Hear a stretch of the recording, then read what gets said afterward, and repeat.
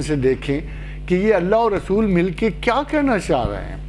اللہ کہہ رہا ہے کہ 7 کائناتیں ہیں، 7 کائناتوں میں 7 لائف بیلٹس ہیں، اور رسول کہہ رہا ہے کہ یہ 7 لائف بیلٹس جو ہیں ریکرنٹ ہیں۔ امیجن کہ یہ 7 لائف بیلٹس ریکرنٹ ہیں، جب ایک بیلٹ ختم ہوگی تو دوسری بیلٹ شروع ہو جائے گی، اور زندگی کا یہ تواتر چلتا رہے گا۔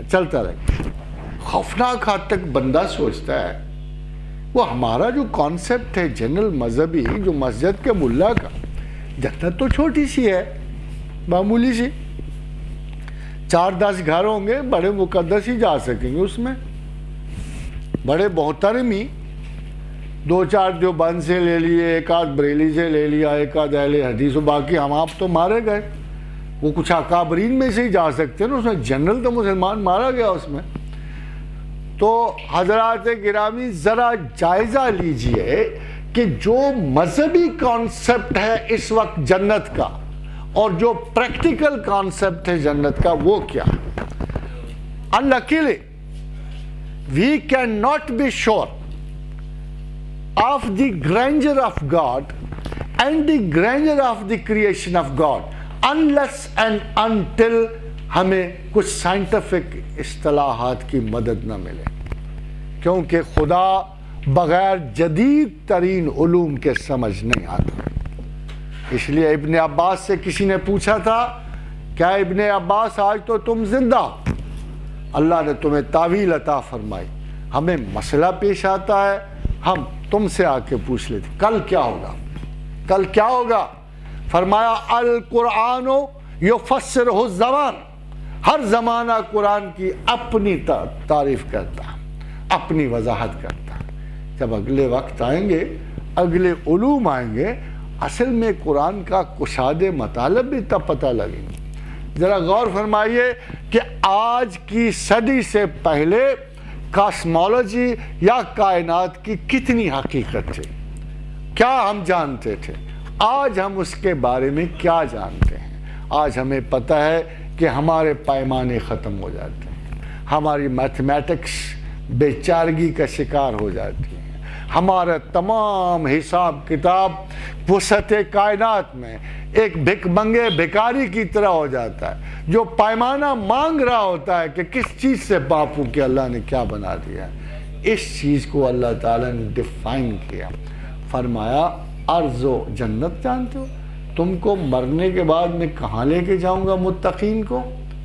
ایک ایسی جنت میں ارضها السماوات والارض، تمہیں ایک ایسی جنت میں لے کے جاؤں گا ارضها السماوات والارض، جس کی چوڑائی زمینوں اور آسمانوں کی لمبائی سے بھی زیادہ۔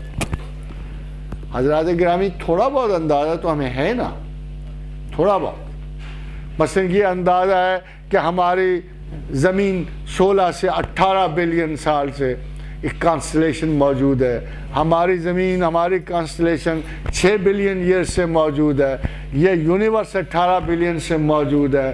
ڈسٹینسز کا ہمیں اندازہ ہے کہ جی لائٹ اتنے 15 یا ٹریلین یا 16 ٹریلین ایئرز کے فاصلے پہ کوئی سٹار موجود ہے، ہمیں آج بھی پتہ ہے۔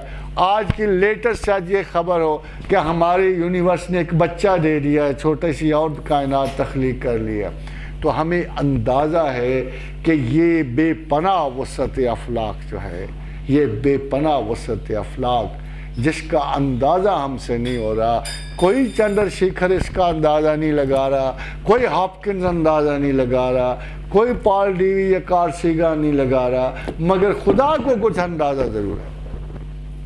خدا کو اندازہ ہے ہی تو تبھی کہہ رہے نا کہ میری جنت کی چوڑائی ان تمام آسمانوں کائناتوں کی طوالت سے بھی بڑی ہے۔ بلا ایسی بڑی کائنات، ایسی بڑی جنت پوری کیسے ہوگی؟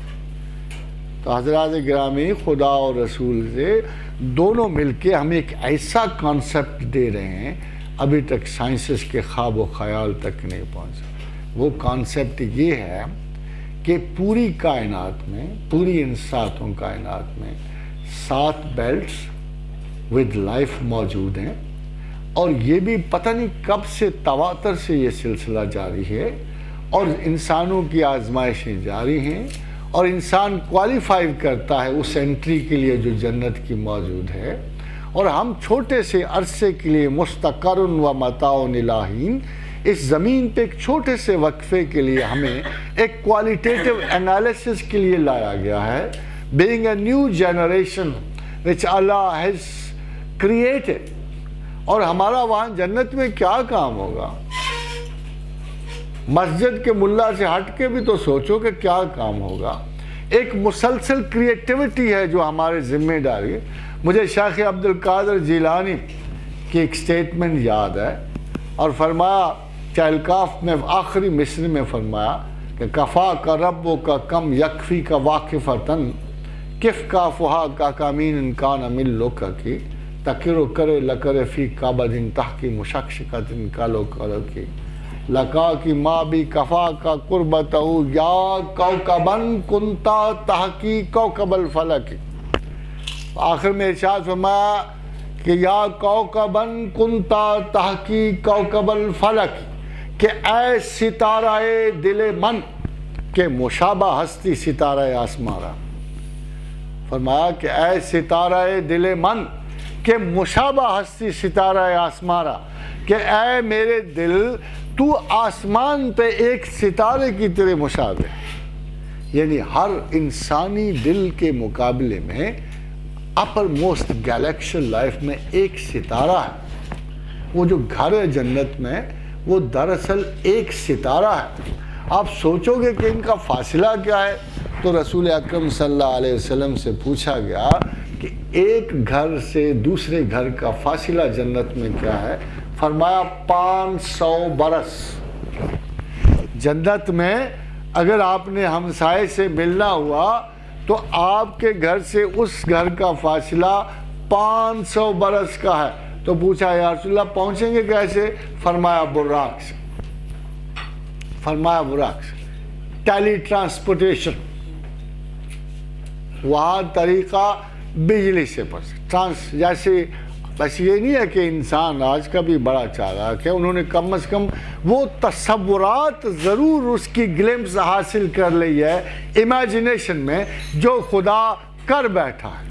آج بھی اگر ٹرانسپورٹیشن، ٹیلی ٹرانسپورٹیشن میں یا الیکٹرانکس کی اس وے میں یہاں سے ایک آدمی کو آپ الیکٹرانکلی بھیجتے ہو، مگر یہ تو بہت پہلے اللہ میاں کہتے ہیں یہ تو سسٹم میں ختم کر بیٹھا ہوں، تو میں تھوڑے تھوڑے کر کے دے رہا ہوں، تھوڑے تھوڑے کر کے دے رہا ہوں، یہ سسٹم میں ختم کر بیٹھا ہوں۔ یہ جو وارثان قرآن ہیں حضرات گرامی، یہ جو اللہ کا کلام پڑھنے والے ہیں، یہ جو ہم ہیں، ڈو وی کوالیفائی؟